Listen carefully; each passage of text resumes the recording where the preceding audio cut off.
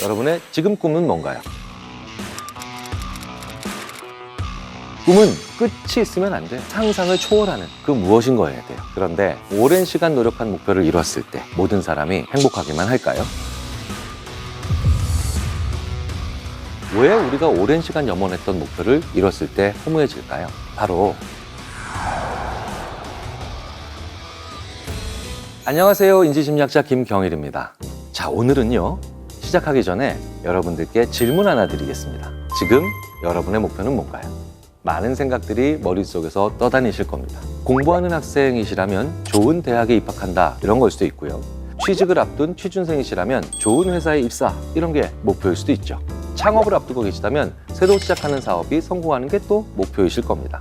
목표를 정하고 그 목표를 향해 모두가 각자 아주 열심히 정말 최선을 다해서 노력하는 게 또 우리 한국인들의 중요한 또 긍정적 특징이기도 하죠. 내가 염원하는 목표만 이루면 행복해질 것 같고 그 뒤로는 모든 일이 술술 다 잘 풀릴 것 같잖아요. 그런데 오랜 시간 노력한 목표를 이뤘을 때 모든 사람이 정말 행복하기만 할까요? 그리고 그 행복은 얼마나 오래 갈 수 있을까요? 놀랍게도 우리가 생각하는 것보다 많은 사람들이 오랜 염원이었던 목표를 이룬 다음 오히려 허무해하거나 당황하는 모습을 보인다는 것 알고 계셨는지요? 간절히 원하던 목표를 이룬 후에도 허무함이나 불안에 빠지지 않는 방법 오늘 대한민국 심리 읽어드립니다에서 알려드리겠습니다. 목표에 대한 이야기를 나눌 때 많은 분들이 혼동하시는 게 있어요. 여러분, 목표 그리고 꿈 이 두 단어가 같은 뜻일까요? 아주 많이 다릅니다. 그런데 정말 많은 분들께서 이 두 단어를 그냥 같은 의미로 별뜻 없이 사용하세요. 직장인 강연을 나가서 이런 질문을 제가 자주 던집니다. 여러분의 지금 꿈은 뭔가요? 그런데 이런 말씀 하시는 분들이 계세요. 네, 저의 꿈은요, 이 회사의 사장이 되는 겁니다. 자, 그런데요, 그건 꿈이 아닙니다. 사장이 되는 건 목표죠. 꿈은 끝이 있으면 안 돼요. 상상을 초월하는 그 무엇인 거여야 돼요. 하지만 목표는 분명히 끝이 있는 거죠. 자, 그러니 사장이 되고 난 이후에 무엇을 하고 싶은지가 꿈인 겁니다. 그런데 우리는 이 목표와 꿈을 혼동하거나 아니면 구분하지 않으니 이룬 직후에 혼란이 올 수밖에 없게 됩니다. 목표는 꿈을 이루기 위한 도구입니다. 건물주가 꿈이 될 수는 없어요. 하지만 건물주는 꽤 괜찮은 목표일 수는 있습니다. 자, 그렇다면 내가 건물주가 돼서 그 건물에 모든 문화인들을 한데 모으고 싶다. 비전이 있지만 돈이 없는 청년들을 돕는다. 이렇게 무언가 하고 싶은 일들이 꿈인 거죠. 그래서 꿈에는 중요한 특징이 있습니다. 바로 명사가 아니라 동사라는 거죠. 사장, 건물주 이렇게 직업이나 지위나 아니면 특정한 소유의 상태가 아니라 그걸 하면서 무엇을 하고 싶다라고 하는 동사적 측면이 들어가야 그게 꿈이라는 겁니다. 개념적인 설명이 뭐가 중요해? 라고 생각하실 수도 있어요. 하지만 이 두 개념이 분명하게 구분되고 정립되어야만 여러분들께서 목표 달성 후에 느끼는 허무함과 불안감을 확실히 줄이실 수가 있고 그리고 그 다음 행동을 또 하실 수 있다는 거예요. 왜? 이제 이건 목표이니 하나를 이뤘고 당연히 이게 끝이 아니라는 걸 스스로도 알 수 있게 되니까요. 꿈을 위해 또 다른 목표를 만들고 또 가야 한다는 걸 분명히 안다는 겁니다. 목표는 여러분의 진정한 꿈에 다가가기 위한 도구인 거죠. 그렇다면 김경일 교수, 당신의 꿈은 뭐야? 세계를 정복한다. 정복이란 단어를 그런데 저는 이렇게 정의하죠. 선한 영향력을 미치는 것. 그러니 저는 심리학을 통해서 늘 끊임없이 이 세상에 선한 영향력을 행사한다라고 하는 동사적 꿈을 가지고 있는 거죠. 그러면 그 꿈에 가기 위한 목표 어떻게 세우고 있을까요? 내년의 목표, 심리학과를 훨씬 더 연결성 좋은 과를 만들기 위한 특정한 학과 목표 수립, 그리고 내후년의 목표, 세계 다른 많은 심리학과 대학과의 연계학과 구축. 지금 말씀드린 것처럼 꽤 거창한 목표도 있겠지만 이렇게 작은 목표도 있습니다. 타전공 심리학 서적 3권 이상 탐독. 이렇게 다양한 목표들을 가질 수 있다는 거죠. 거의 99.9%의 확률로 저는 세계를 정복하지 못할 겁니다. 하지만 그런 꿈을 가지고 있기 때문에 목표는 만들어지고 있고 그리고 그 목표를 이룰 수 있는 또 다른 세부 계획도 만들어내고 있으니 저는 그 꿈을 달성하지 못한다고 해도 저는 조금도 속상해하지 않죠. 왜? 저는 지금도 그래서 목표를 만들고 조금씩 달성해 나가고 있으니까요. 왜 우리가 오랜 시간 염원했던 목표를 이뤘을 때 허무해질까요? 바로 다음에 할 스텝과 다음에 보이는 것들이 없기 때문입니다. 그 다음에 뭘 해야 할지 모른다는 거예요. 그러니까 하고 싶은 것도 없어지는 거예요. 목표를 이루는 건 계획과 노력입니다. 계획 없는 노력은 단기간에 끝나죠. 왜일까요? 좌절이 정말 빨리 오거든요. 2년 후에 내가 어떤 중요한 자격증 시험에 패스한다. 이런 목표를 세웠다고 한번 가정해 봅시다. 그렇다면 이번 달에는 뭘 하고 다음 달에는 뭘 하고 더 세분화해서 계획을 세워야 되겠죠. 다시금 이 계획은 더 세분화됩니다. 그러니까 이번 주까지는 뭘 하고 오전 오후를 어떻게 활용할지 그렇게 계획을 더 만들어야 되죠. 그리고 이 계획이 촘촘하면 촘촘할수록 우리는 더 노력할 수 있습니다. 왜일까요?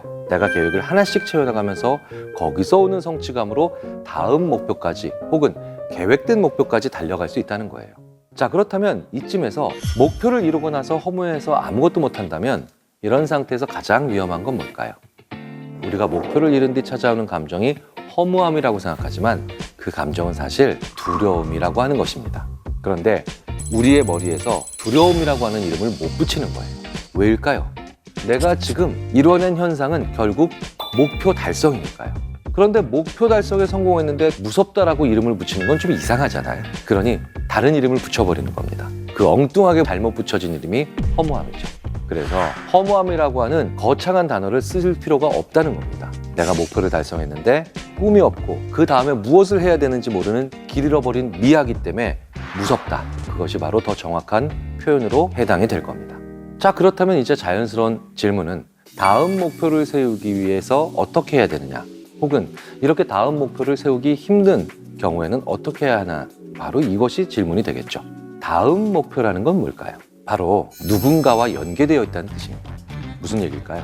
내가 건물주가 된다라고 하는 것을 꿈으로 세우거나 건물주가 된다는 것이 유일한 목표였다면 그러면 정말 갈팡질팡하게 되겠죠. 그런데 그 건물주가 되기 위한 과정에서 건물을 가진다는 건 어떤 의미일까로 누군가와 대화했다면 이제 다음 목표는 자연스럽게 만들어집니다. 우리는 이 세상에 태어나서 누군가와 늘 상호작용하고 호흡하면서 살아가죠. 그런데 내가 어떤 식의 상호소통도 하지 않은 관계에서 오로지 내가 목표를 만들어 놓고 그것만 향해 갔다. 그러면 이제 나는 홀로 남게 됩니다. 재밌는 건 계속해서 창조적인 목표를 만들어내는 사람들은 나의 지금 목표에 대해서 다른 사람들과 이야기한다는 거예요. 단순히 설레발치기 싫어서 나는 목표에 대해서 단순히 얘기하지 않는다라고 하는 것과는 분명히 다른 거죠. 항상 내가 추구하고 있는 것에 대해서 나와 같은 가치관이나 아니면 나와 같은 목표를 추구하고 있는 사람들과 좋은 관계를 맺는다는 건 그 무엇보다도 나의 그 다음 행동, 다음 행보를 위해서 중요한 일이 됩니다. 그래서 외롭고 홀로 나가는 것을 목표 달성의 과정이라고 생각하시면 곤란합니다. 자, 그러니 다음 목표를 세우기 힘드시다면 누군가와 대화를 한번 해보시는 게 어떨까요?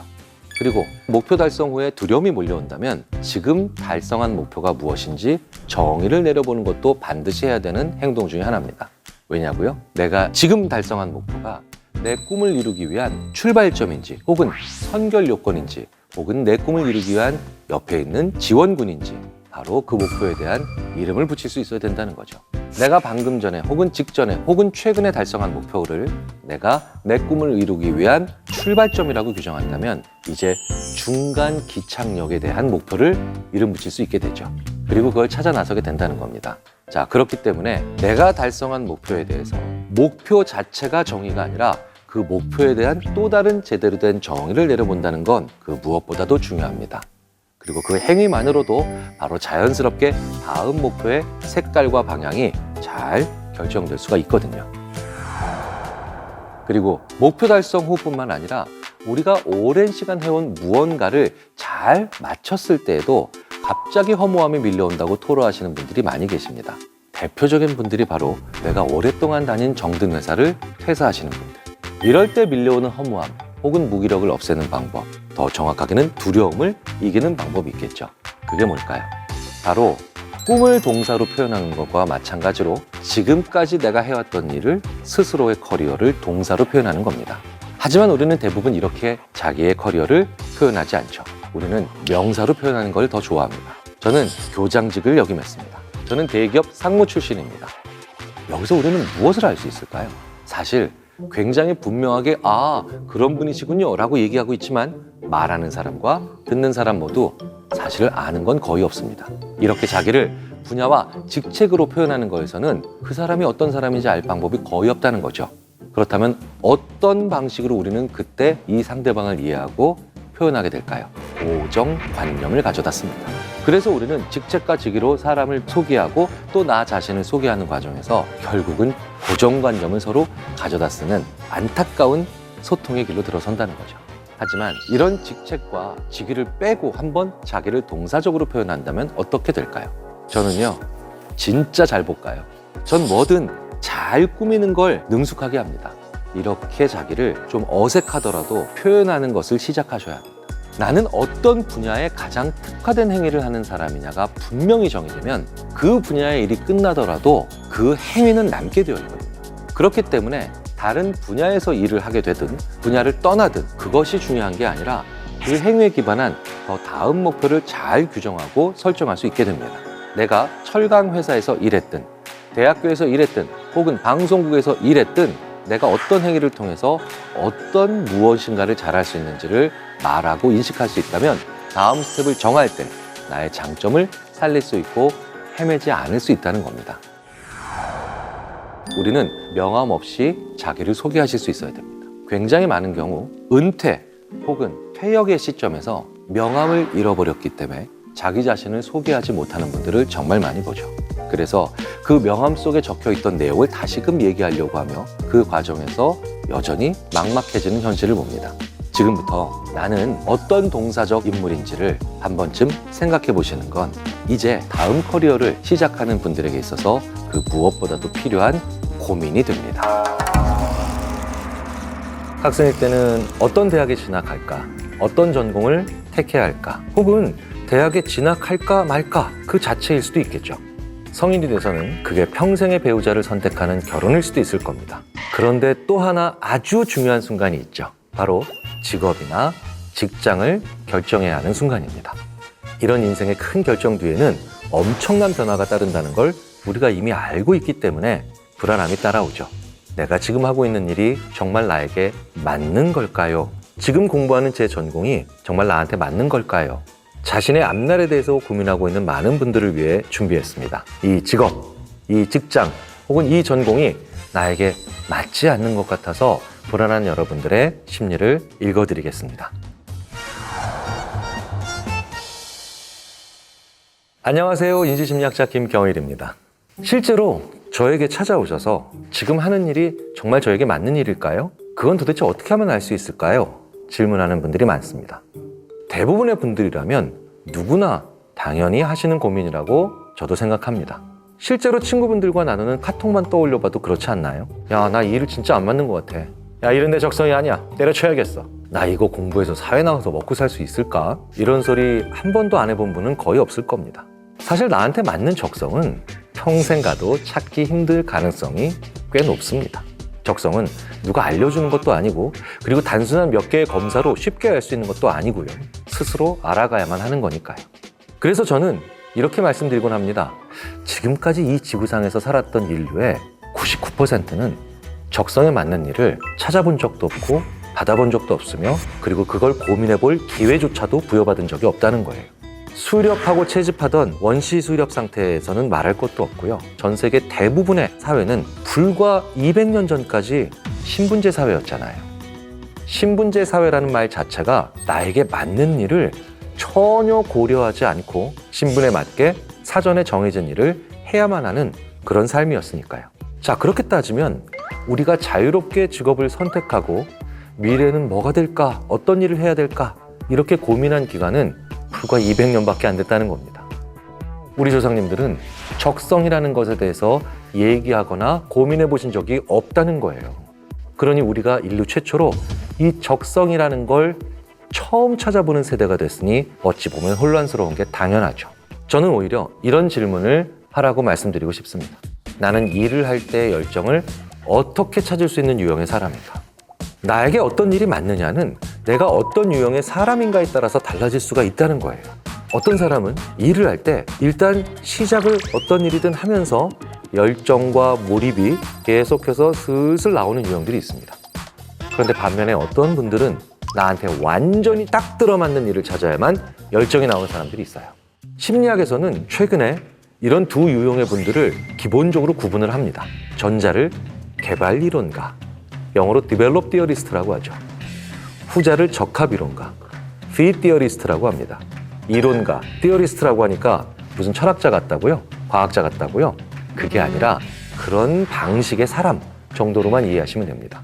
자, 어찌됐든 간에 누가 맞는 쪽이고 그리고 어떤 차이점이 있을까요? 몇 해 전에 이 어려운 질문에 답을 한 연구가 발표되기 시작합니다. 스탠포드 대학의 심리학자 패트리샤 체인 박사는 대학원 재학 시절 쓴 논문을 통해 한 사람이 두 종류의 관점 중 어느 쪽에 가까운가에 따라서 상황이 완전히 달라진다는 걸 보여줍니다. 이 fit theorist들은 경력 초반에 자신이 진정으로 몰입할 수 있는 딱 들어맞는 일을 찾을 수 있게끔 자주 직무나 직업을 바꿀 수 있는 상황이 주어져야만 결국 최적의 일을 찾고 몰입합니다.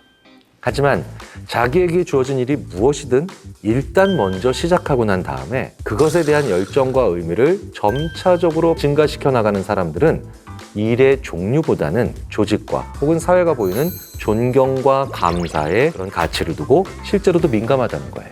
전자, 즉 fit theorist는 적성에 맞는 일을 찾아야만 하는 사람이고요. 후자인 develop theorist는 그 일이 무엇이든 그것을 지속적으로 해나가는 여정에서 자기의 적성을 개발하는 사람이라는 겁니다.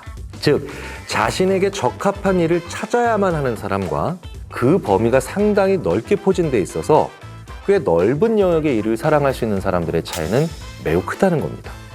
더욱 중요한 건요, 이 두 그룹을 장기적으로 추적한 결과 자기의 직업의 행복감을 느끼고 실제로 우수하게 일을 해내는 정도의 차이가 나지 않는다는 거예요.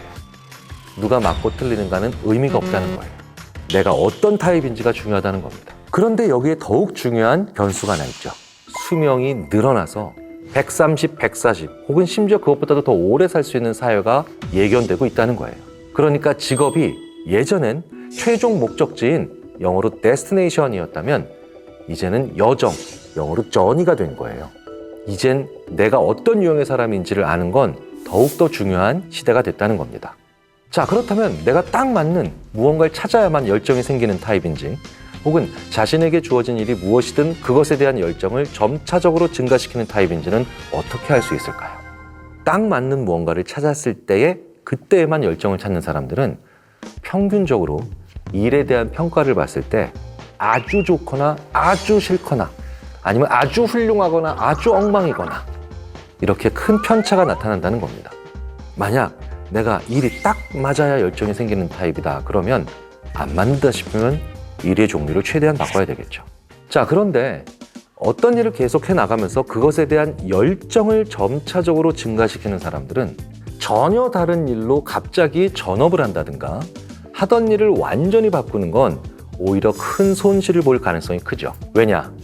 내가 점차적으로 증가시킨다는 뜻은 기존의 노하우나 아니면 그 일에 대한 경험을 계속해서 부분적으로 활용한다는 뜻이 되니까요. 그러니까 어떻게 해야 됩니까? 직업을 바꾸는 게 아니라 직무를 바꿔야 되는 거죠.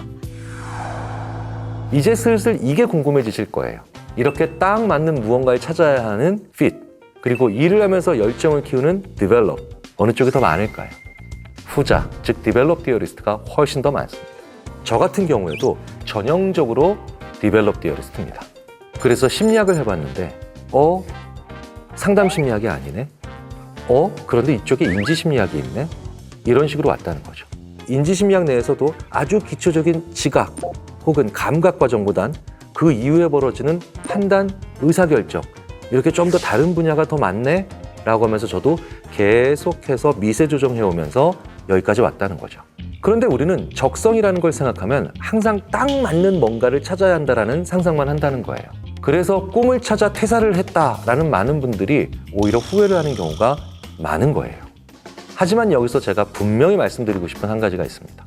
전체적인 비중으로 봤을 땐 훨씬 적지만 그래도 이 세상에는 꽤 많은 fit theorist들이 존재한다는 거죠. 제가 이 fit과 develop이라고 하는 최근 심리학에서 나온 이런 패러다임 얘기를 저희 아주 절친한 소아청소년 정신과 의사인 유한욱 박사에게 해준 적이 있습니다. 제 얘기를 듣더니 그래 맞아.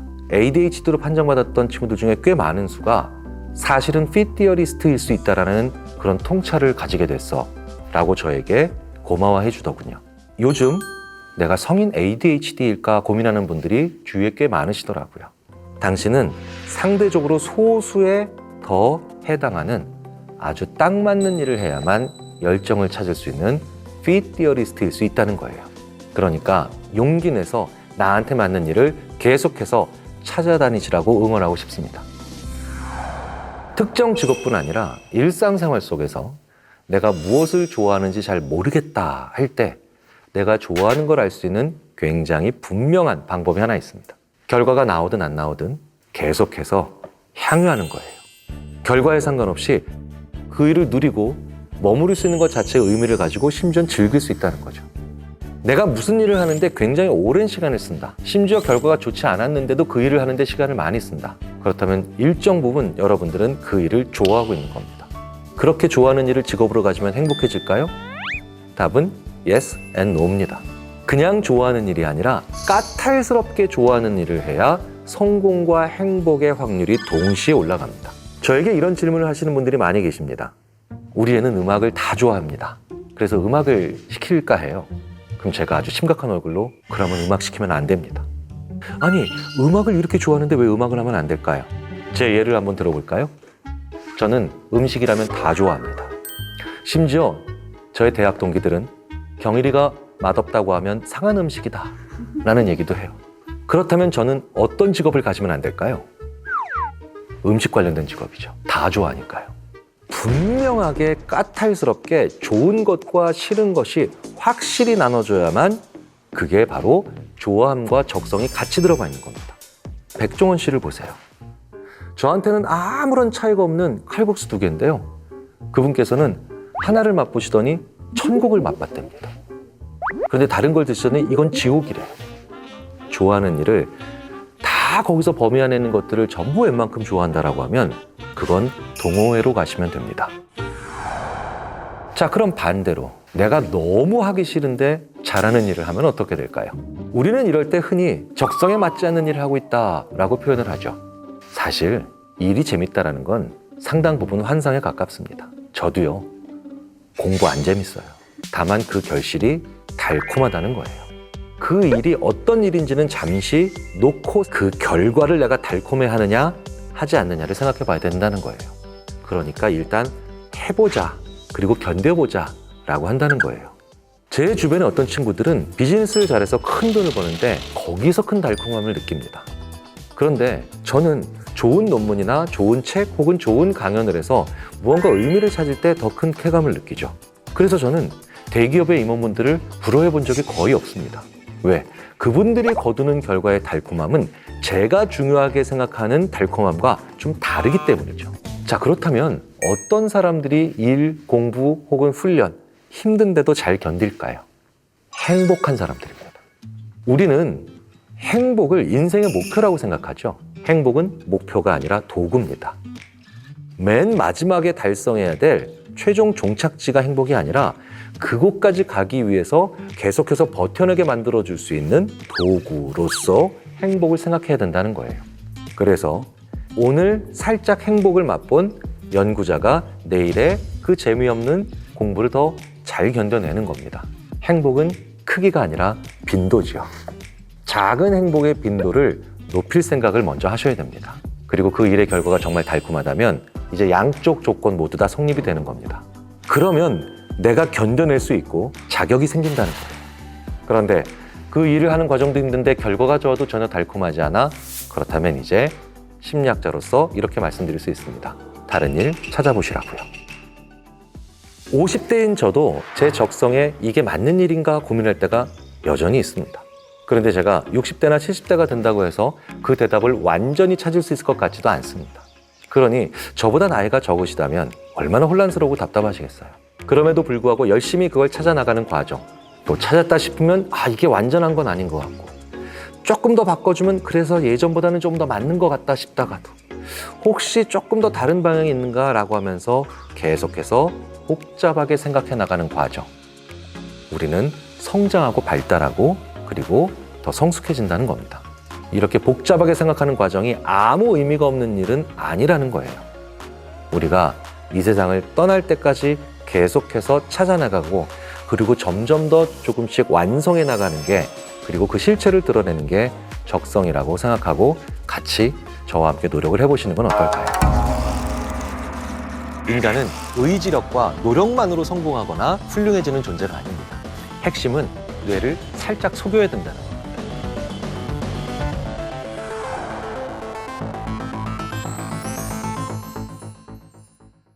팬데믹 시대에 정말 많은 일들을 겪고 계시죠. 특히 집에서 일한다. 발상 자체가 가능하지 않았죠. 집에서 공부한다.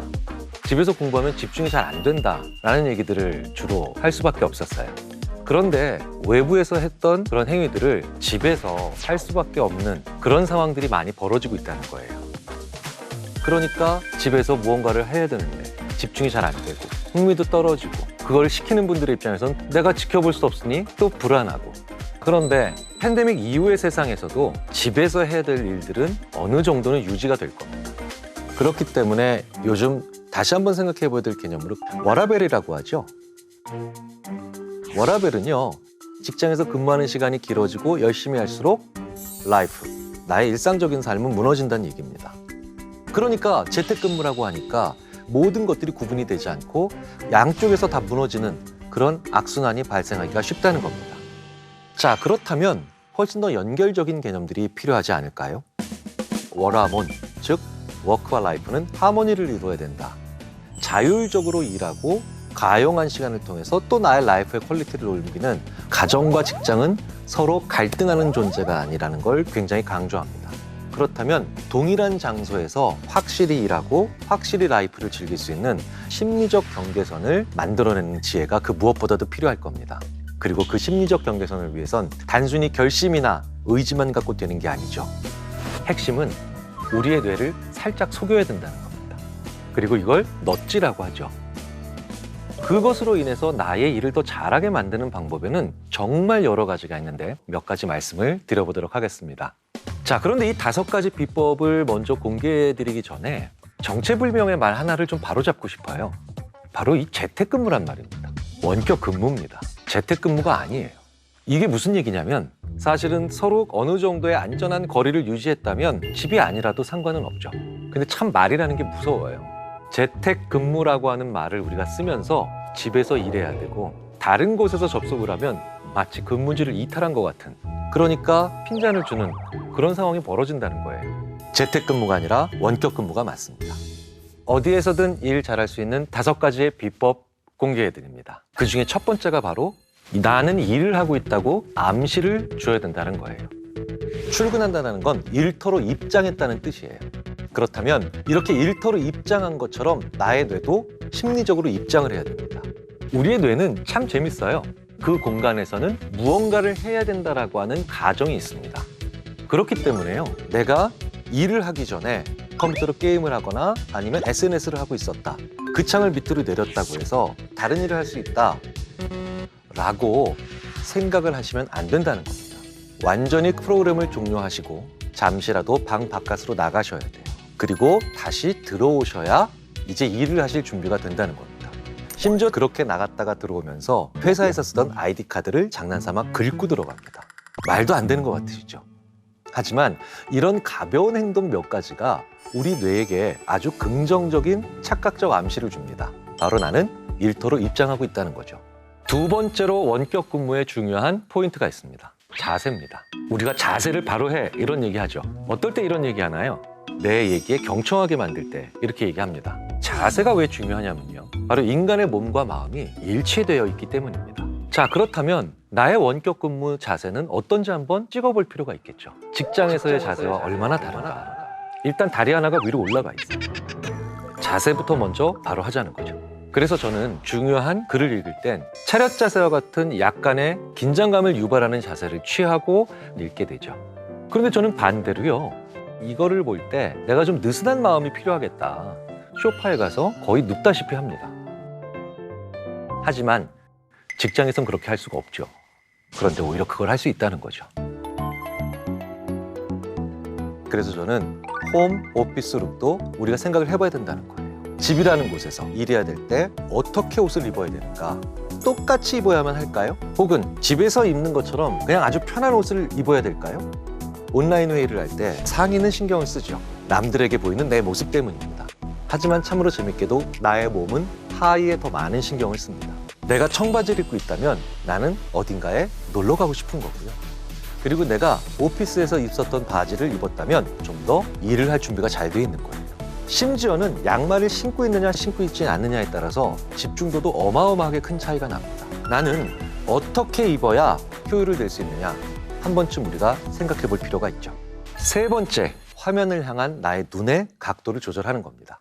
이 각도는 자세와도 상당 부분 연동이 되죠. 그리고 우리는 이 각도를 실제로 내가 일하는 일터에서 무의식 중에 잘 맞춰왔었어요. 어떤 내용을 전반적인 개요를 파악하기 원하신다면 내가 내려다보면서 봐야 된다는 거예요. 반대로 구체적인 내용을 보고 싶다면 자세를 낮춰서 올려다 봐야 된다는 거죠. 수많은 연구들에서 이 효과가 증명이 됩니다. 그렇기 때문에 각도나 자세나 위치를 바꿀 수 있는 제품에 우리가 많은 돈을 지불한다는 겁니다. 그게 중요하다는 것을 알고 있다는 뜻이에요.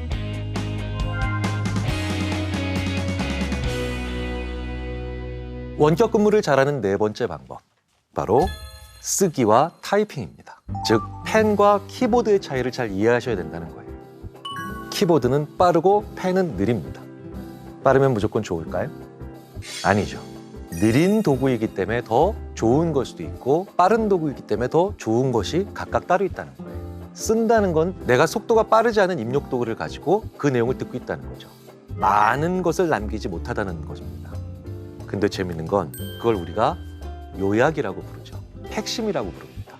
같은 브리핑을 들을 때 펜을 들고 있는 사람은 핵심을 적기가 유리해집니다. 하지만 핵심이 언제나 중요한 건 아니죠. 자질구레한 내용까지도 많이 남겨서 그때 이런 게 있었네? 그런데 지금 이와 비슷한 생각을 하고 있네?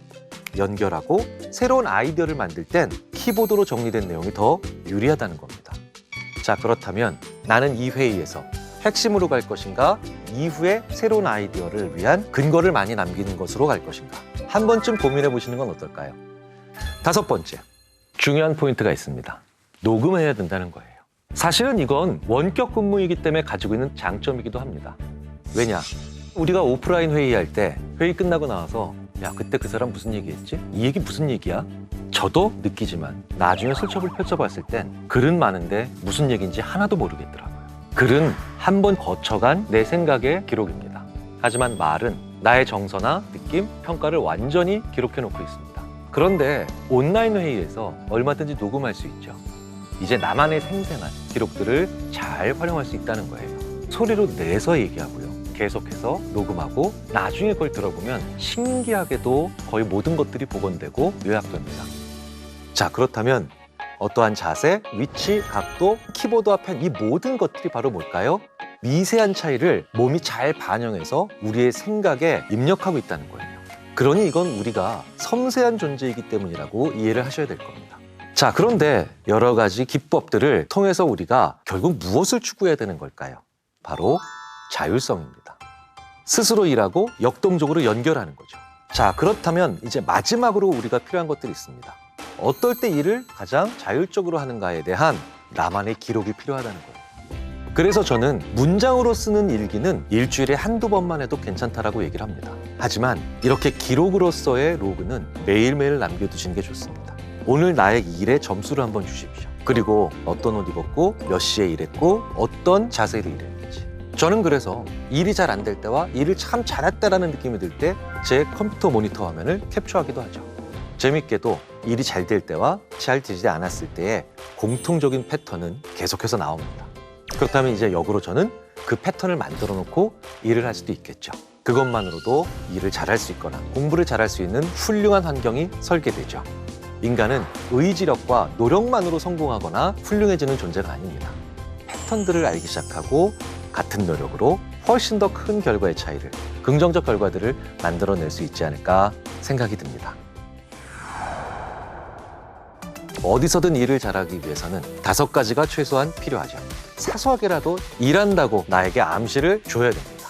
자세를 바로 잡아야 됩니다. 그리고 화면을 보는 눈의 각도도 조절할 필요가 있고요. 키보드와 볼펜 사용법도 분류해 볼 필요가 있죠. 녹음기를 잘 써야 되죠. 원격으로 회의를 하고 있는데 집이 아닌 것 같아요. 자네 지금 어딘가? 그걸 왜 묻죠?